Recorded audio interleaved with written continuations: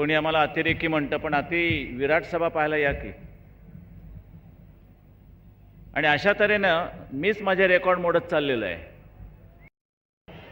एवढे ही मंडळी आटोक्यात आणणं काही साधी गोष्ट नाही, पण ती फक्त शिवसेनाच आणू ठेवू शकते, हे विसरू नका आपण.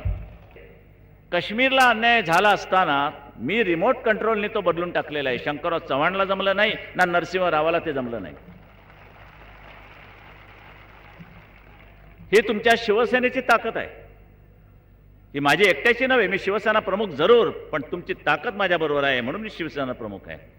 शिवसैनिक हा बाजूला करून मला शिवसेना प्रमुख म्हणून मिळवता येणार नाही. ही माझी भावना आहे, ती प्रत्येकानं जोपासली पाहिजे. हिंदुत्वाचा तुम्ही प्रचार करणार का? अरे बाबा, हा राज्याचा प्रश्न आहे.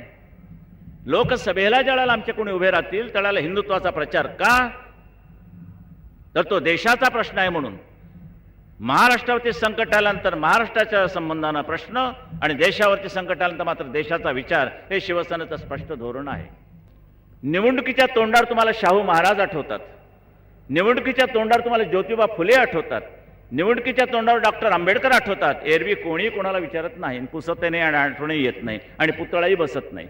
बहुजन समाजाच्या बाबतीत मला तुम्ही सांगू नका. माझ्या बापाने त्याकरता खस्ता खाल्लेल्या आहेत बहुजन समाजाच्या हितासाठी.